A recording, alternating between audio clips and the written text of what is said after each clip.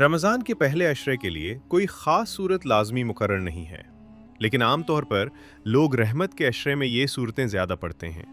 ایک، سورۃ الفاتحہ۔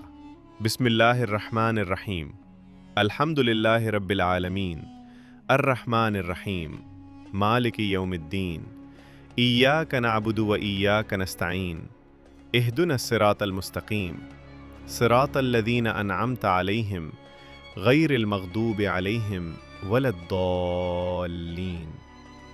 دو، سورۃ الاخلاص۔